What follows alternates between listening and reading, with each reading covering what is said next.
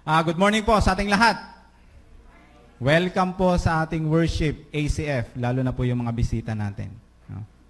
Balita ko may galing pa daw ng Sultan, Davao, Bukidnon, nalipay migdako kay naamo diri kauban namo sa pagsimba diha sa Ginoo. No? Murag ibingaw na po tagbisayaan no. Sige na mag-Tagalog diri god. No, sige lang. So, welcome po. At masaya kami na nakasama namin kayo dito sa aming simbahan. Okay. Last Sunday, we have learned that the spiritual heart, our spiritual heart, no, denotes a person's center, inner part of a man, no, the heart, where the thoughts, will, and emotion come from. So, dyan po galing sa heart. Thought, will, emotion, spiritual heart. Last Sunday, we focused on the first function of the heart, which is cognition. Okay? This includes thinking, reasoning, choosing, and believing. Yun po yung cognition, mga kapatid. Today, we will learn the second function of the heart, which is volition. This time, this is about the will, the decision, the plan, the purpose, and the intention of the heart. So, will po ng heart. So, gusto ko pong pansinin niyo po yung mga verse na ibibigay ko po sa inyo. Okay. A man's heart plans his way, but the Lord direct his step. So, yung puso po natin, nagpaplano yan. No? Nagpaplano. When he came and had seen the grace of God, he was glad and encouraged them all with the purpose of the heart they should continue with the Lord. Purpose. So yung heart natin, merong purpose. May layunin. Diyan po nanggagaling sa puso. No? Galing sa puso ang purpose, ang layunin. Pati intention. The intentions of person's heart are deep waters, but a discerning person reveals them. So dito po galing sa puso yung intention natin, yung plano, yung layunin. At hindi lang yan, ang puso rin po nagdi-decide. Each of you should give what you have decided in your heart to give, not reluctantly or under compulsion of, for God loves a cheerful giver. No? Nagdidesisyon. No? So yung puso natin, napaka-importanting part sa buhay natin dahil diyan po nanggagaling yung mga plano natin, yung layunin natin sa buhay. Diyan po tayo magdi-decide sa puso natin, yung action natin, according po yan sa heart natin. Ang tanong, tama ba na sundin natin ang ating mga puso? Okay lang ba na sundin natin kung ano ang pinipintig ng puso natin? We hear often that we should listen to our hearts. We should follow our hearts. Agree ba kayo doon? Meron pa di ba mga palabas yung title, Follow Your Heart. May mga libro ang title, Follow Your Heart. Agree ba tayo na dapat natin sundin ang mga plano, layunin, desisyon, intensyon ng mga puso natin?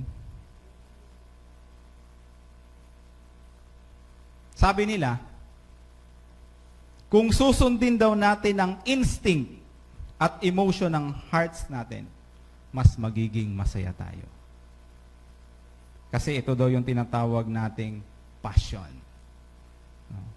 From the heart. Kahit daw hindi favorable yung mga resulta, masaya pa rin dahil sinunod natin yung puso natin, walang pagsisisi at walang paghihinayang. Agree ba tayo doon? Na dapat sundin natin ang puso natin. Dapat i-follow natin kung anong sinasabi ng puso natin.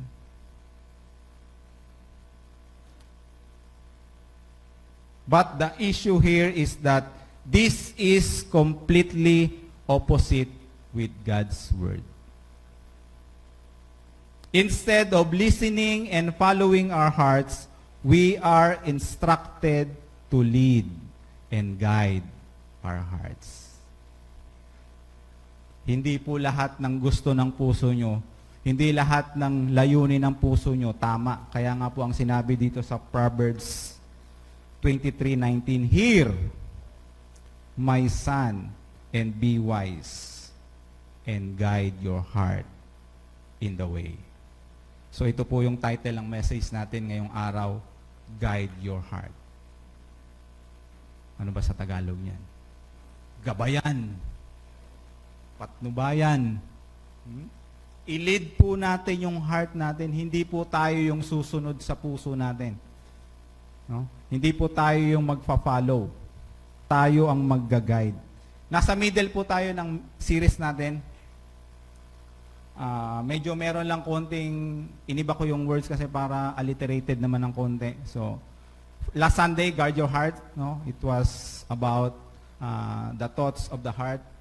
So this time, the will of the heart. So guide your heart. Next Sunday, give your heart. So mag-focus po tayo dito sa pangalawa, guide. No? Guide is to direct, to assist, or to lead. We need to lead our hearts. So magbibigay ako ng 3 guidelines, no? Sa pag-guide natin, sa pag-a-assist, paglilid po ng puso natin. Una po, guide your heart away from the desires of the flesh. Ito po yung una nating dapat bantayan. Ilayo po natin ang ating mga puso mula sa mga pagnanasa ng ating laman. Ang heart po natin, spiritual heart, yan po yung inner man. Okay? Yung flesh, yan po yung tinatawag na outer man. Yung heart is the invisible part of a man. Yung flesh, yan po yung visible, immaterial, and material. Mga kapatid, ang dalawang ito, ang heart at ang flesh, ay parehas pong nasa atin. Ibig sabihin, coexisting sa sarili natin. Heart and flesh. Okay? Pero mayroon pong problema. Dito po tayo nagkakaproblema, mga kapatid. Ang heart natin, yung mismong nasa loob natin, inner part natin, at yung flesh natin, yung nasa labas, ito pong dalawa ay laging nasa constant opposition. So ang heart at flesh, merong laging tension.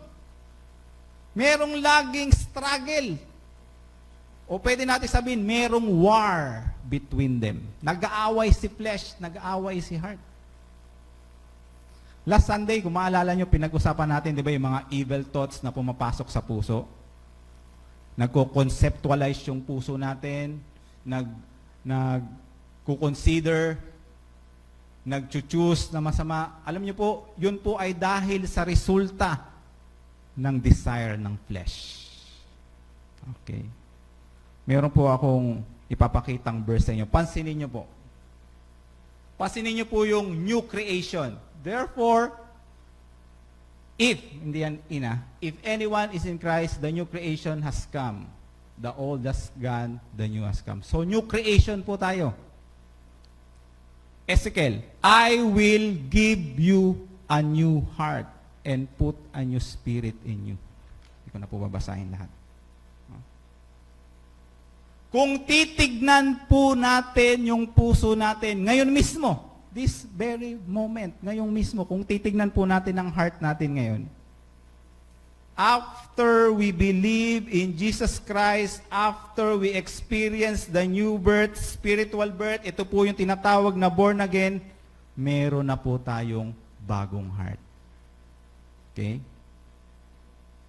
Meron na po tayong new heart, fresh heart, regenerated heart, heart Transplant po ang ginawa ni Lord. No? Ito po yung meaning ng new creation.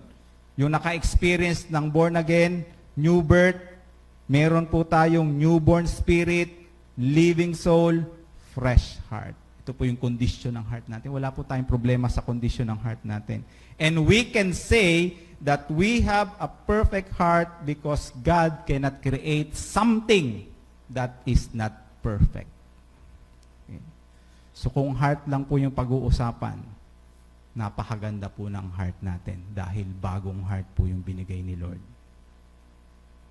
Ang problema, yung heart natin is new, fresh, new creation.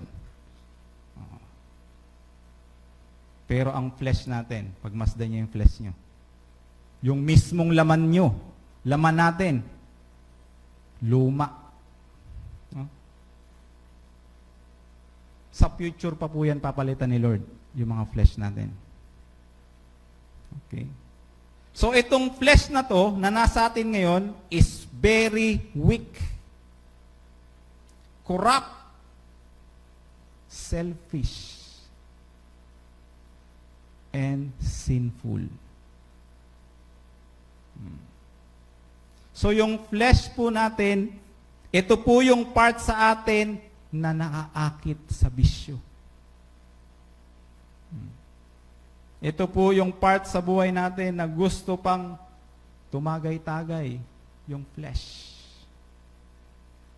Ito po yung part sa atin, mga kapatid, yung flesh na naaaliw pa sa kamunduhan. Kahalayan. Bisaya kasi kahilayan. Okay. Careful tayo. Okay. Ito po yung part sa buhay, sa katawan natin na nasasabik pa sa tawag ng laman, flesh. In short, yung flesh po natin ay palaging taliwas sa gusto ni Lord, yung gusto niya. Samantala yung heart natin, gustong-gustong at mahal na mahal si Lord. Yung heart. So, meron po laging nangyayaring war between the flesh and the heart. There is a struggle, war, battle between our hearts and our flesh. So itinuturing po silang mortal na magkaaway.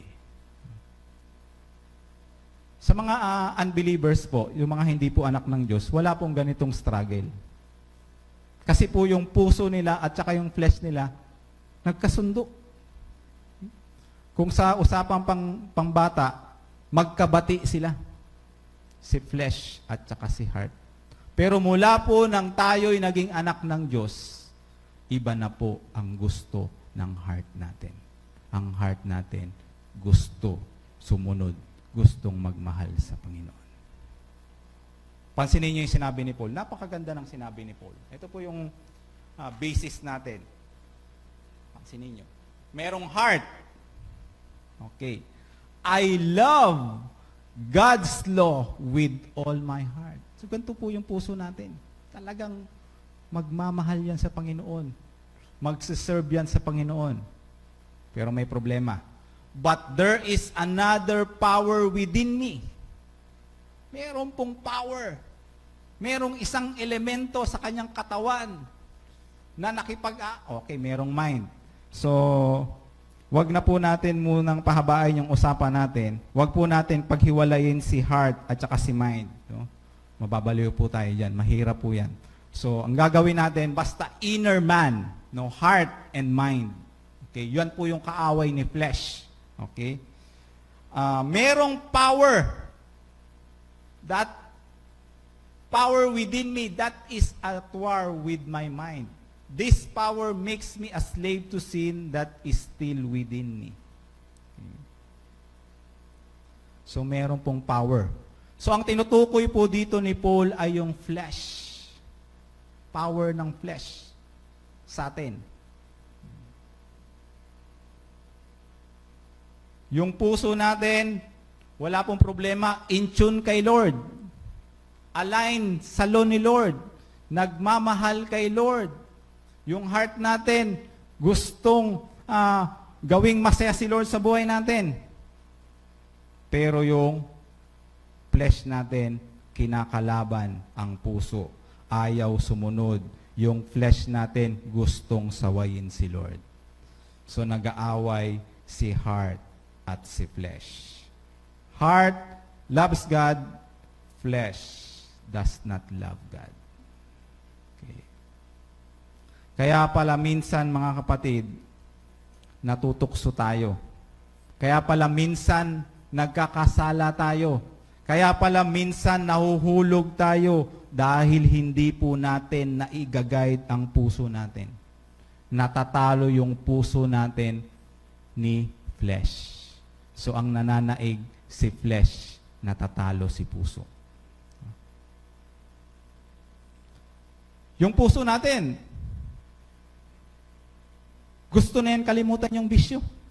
Gusto na yan kalimutan yung bisyo yung puso natin. Kahit nakikita yan ni Lord, no? Gusto mo nang kalimutan yung bisyo. Pero si flesh, gustong balik-balikan. Namimiss ni flesh yung bisyo. So, kailangan nating i-guide yung heart. Guard your heart away from the desires of the flesh. Gusto ni heart na maging honest tayo sa life natin, maging honest tayo sa work natin, kung nasan man tayo, maging honest tayo sa business natin. Pero si flesh gustong mag-corrupt.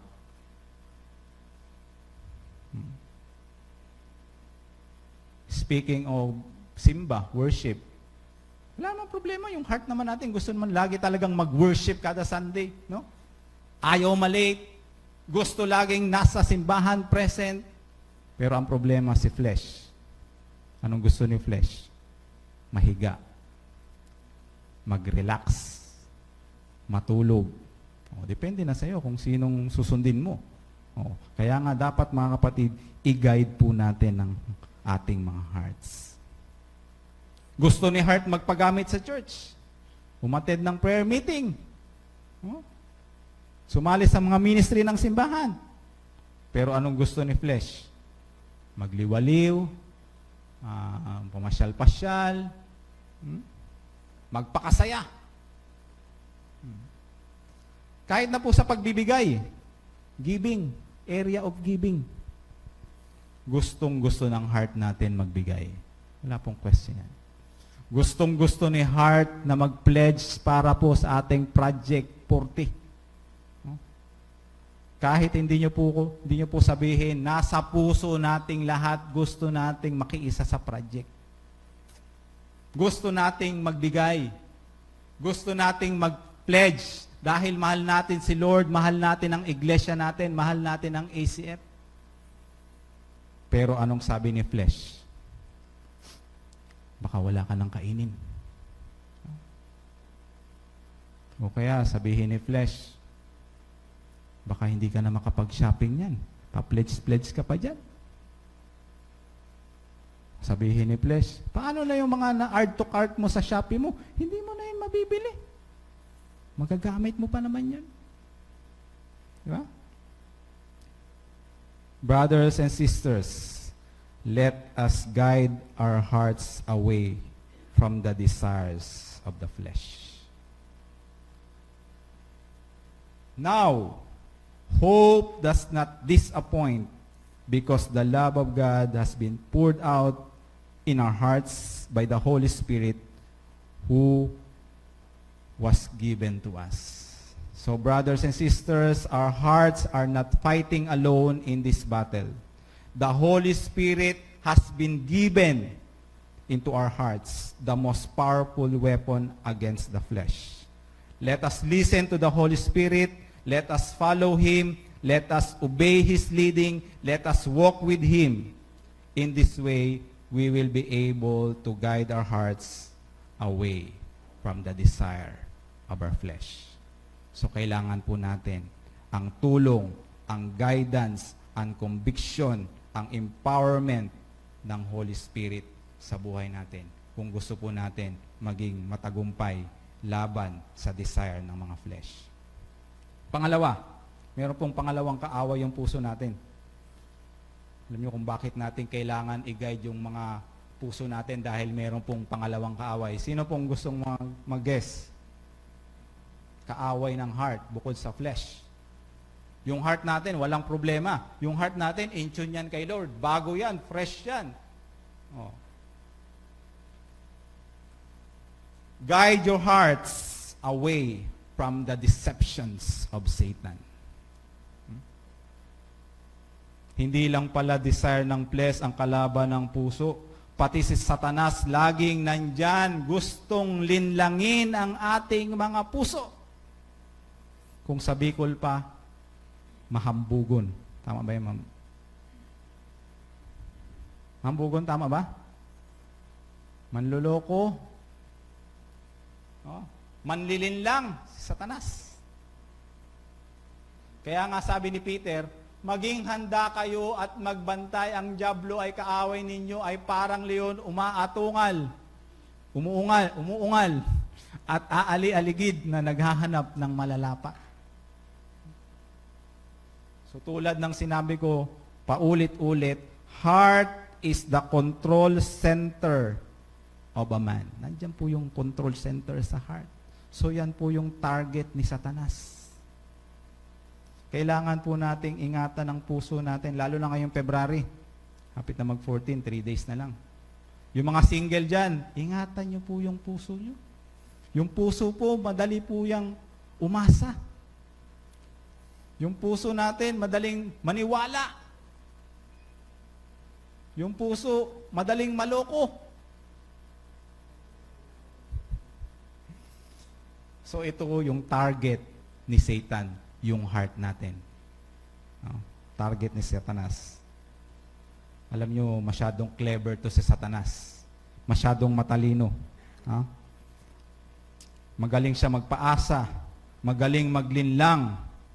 Sipin nyo, si Eva at si Adan, nung nandun pa sila sa pre-fall nature ni Adan, nung hindi pa sila nagkakasala, nalinlang ni Satanas si Eva at si Adan. Napakaganda ng nature ni Eva at Adan nung hindi pa sila nagkakasala. Pero nagawa pa ring lokohin at linlangin ni Satanas ang kanilang mga puso. Anong sabi ni Satanas kay Adan at kay Eva? Talaga bang sinabi ng Diyos na hindi mo pwedeng kainin yung bunga na yan? Ganun yung pasok niya, ganun yung banat niya. Totoo ba?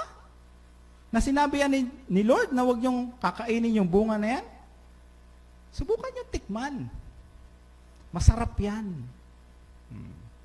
Huwag kayo maniwala doon na hindi kayo mamamatay. Sinabi lang yun ni Lord kasi alam niya, pag kinain nyo yan, magiging katulad nyo siya. Yun yung sinabi ni Satan. Gusto nyo ba yon? Niloko, nilinlang yung mga puso. Anong nangyari? Naniwala ang puso ni Eva at Adan. Anong nangyari? Napahamak sila. Pati tayo damay. Dumating ang spiritual death, physical death, eternal death. Damay tayo lahat. Sa New Testament, meron pong isang napakalinaw na account kung saan niloko ni Satan ang puso ng isang believer. Okay, ito po yung story ni Ananias, kung kakilala nyo. But Peter said to Ananias, "Why has Satan filled your heart to lie to the Holy Spirit and keep back part of the piece of the land for yourself?" Kung familiar kayo sa story ni Ananias, unang-una po, gusto ko pong linawin na si Ananias ay isa pong Christian, believer. Wala pong question, si Ananias. Okay? Pero, nagawa pa rin ni Satanas na lukuhin ang puso niya. Fill your heart to lie. Ang nangyari kasi po, pagkatapos mabenta ni Ananias yung lupa niya, binenta po yung lupa. Hawak-hawak na po ni Ananias yung pera. Hindi ko alam kung magkano yun. Wala naman sa Bible. Nung hawak na ni Ananias yung pera, gusto ng puso ni Ananias na ibigay lahat sa gawain ni Lord. Lahat. 100%. Subalit, si Satanas ay parang leon na umaaligid. Tinarget ang puso ni Ananias. Marahil sinabi ni Satanas sa puso ni Ananias, talaga bang ibibigay mo yan sa gawain ni Lord? Lahat? Sure. Masyadong malaki yan. Magtira ka naman ng konti para sa sarili mo. Pwede mo naman niyang bawasan ng konti. Tapos sabihin mo sa kanila na ito ang lahat ng pinagbilhan ng lupa. Walang makakaalam. Ikaw lang makakaalam dahil ikaw lang naman nagbenta niyan. Masaya ka, masaya yung mga apostoles, masaya yung mga Christian, masaya kayo lahat. Huwag mong ibigay lahat. Yun po yung ginawa ni Satan. So ano pong nangyari? Si Ananias na hindi po nag-guide sa kanyang heart ay naniwala sa sinabi ni Satan. So ibinigay niya yung pera kay Peter.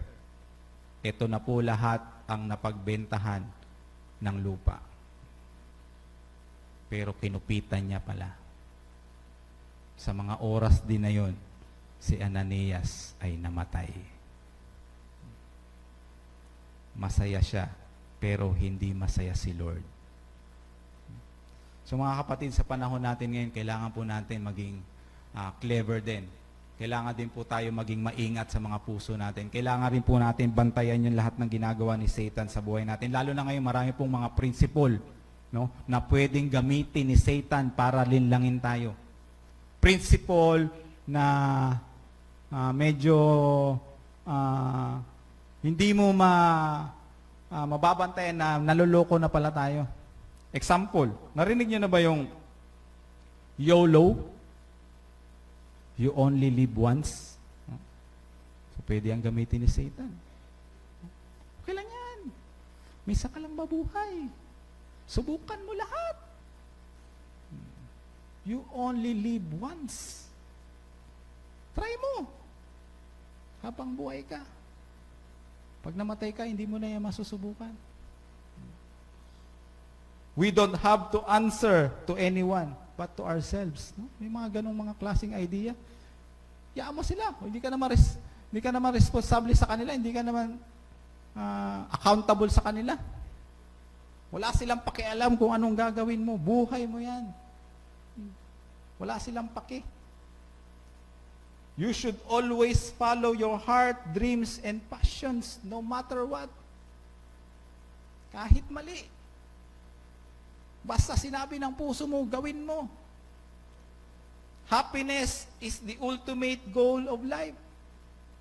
Gawin mo, basta maging masaya ka lang kahit hindi maging masaya si Lord. Meron pa.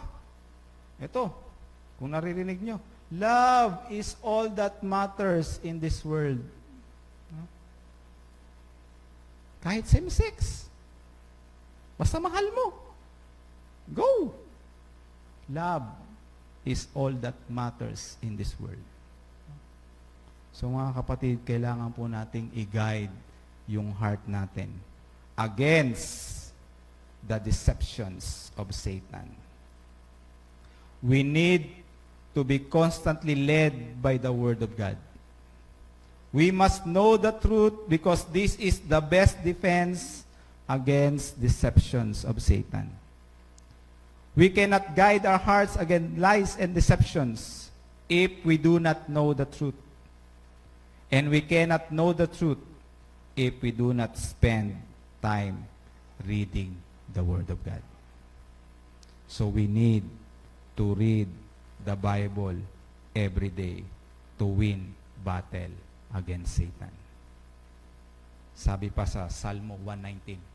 Mga Salmo. Salmo 119. I have hidden my word in my heart that I may not sin against you. Heart, Word of God in our hearts. Panglaban sa deception. Truth of God. Katotohanan ng salita ng Diyos. Tama nga naman. Paano natin lalabanan yung deception ni Satan kung hindi natin alam yung truth? Hindi rin natin malalaman yung truth kung hindi rin natin babasahin yung Bible. So we need to read the Word of God every day. Last, nasa last na po tayo.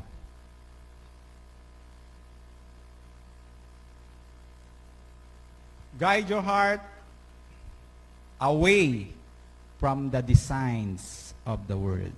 No? Grabe. Bugbog sarado pala yung puso natin. Ang daming gumugulpi. No? So kailangan po natin talaga ng malakas na puso. Kailangan talaga natin ng strength galing sa Panginoon. Dahil ang puso natin, hindi lang flesh ang kaaway, hindi lang si Satan, pati po yung tinatawag natin design of the world o yung tinatawag natin pattern of this world o pwede rin nating sabihin system of this world. No?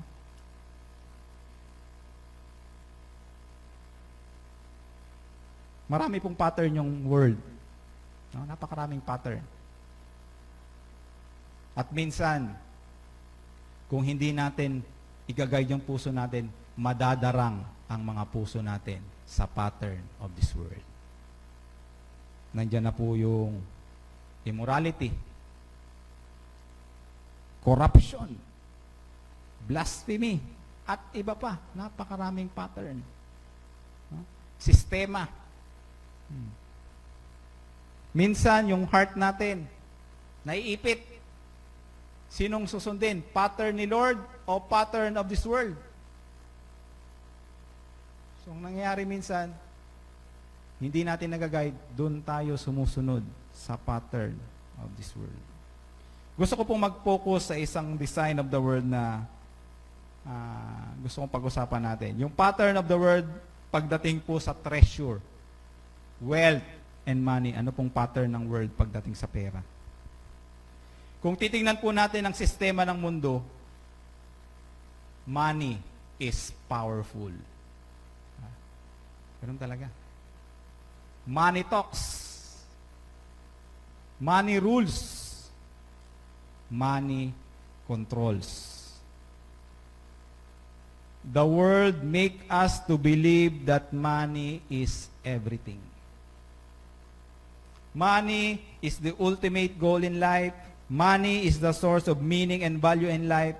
And money is the key to security. Ito po yung pattern. Ito po yung design. Ito po yung principle ng world. Ito po yung kalakaran dito sa mundo. Pag may pera ka, powerful ka, influential ka, sikat ka, malakas ka. Mga kapatid, kailangan po natin i-guide yung hearts natin palayo sa gantong klaseng design. Dahil kung yung heart natin ay madadala sa ganitong sistema, maniniwala sa ganitong sistema, dito po mauubos yung time natin, energy, effort. At kung magkaganon, mas magiging priority na natin ang treasure kesa kay Lord. Kaya nga sinabi sa Matthew, for where your treasure is, there your heart will be also. Kung saan po nakapokus yung attention natin, yung oras natin, yung buhay natin, yung effort natin, nandun din po yung puso natin. Hindi naman masama maraming pera. Okay lang naman yan. Hindi rin masama magsumikap para lumaki yung income. Actually, napakamabuting bagay niyan kung marami tayong pera. Nagsusumikap tayo para magka-income tayo na malaki. Napakaganda po niyan dahil mas marami tayong income, mas marami tayong pera, mas malaki yung maibibigay natin sa gawain ni Lord. Okay yan. Pero ang simple lang po ang point ni Jesus Christ. Ang gusto lang pong i-point ni Jesus Christ is hindi pera o hindi treasure ang ating master. Hindi po treasure ang ating top priority. Si Lord pa rin ang master natin. Si Lord pa rin ang top priority. Gusto ni Lord na i-guide ang puso natin sa Kanya lang papunta. Gusto ni Lord na ang laman ng puso natin, si Lord, si God. Gusto niya na ibigay natin ang puso nating buong buo sa Kanya. In short, Jesus is telling us to love the Lord our God with all our hearts. Ganun lang po kasimple. Yun po yung pattern na dapat nating sinusunod. Loving God above all. So ang challenge mga kapatid, huwag po nating hayaan na ang design ng world ang mag-guide sa heart natin. Huwag nating hayaan na ang treasure ang mag-guide sa ating puso. Huwag nating hayaan na i-control ng treasure ang mga puso natin. Ang gawin po natin, tayo ang mag-control ng treasure. I-guide natin ang puso natin papunta kay Lord na ating Master. Unahin natin si Lord. I-prioritize natin si Lord. Mahalin natin si Lord ng buong puso. Gamitin natin ang treasure natin sa pag-serve at pag-worship kay God. Yan po yung dapat na leading ng puso natin papunta kay God. Conclusion. Let us guide our hearts away from the desire of the flesh, deceptions of Satan, and the signs of this world. Morning po sa ating lahat.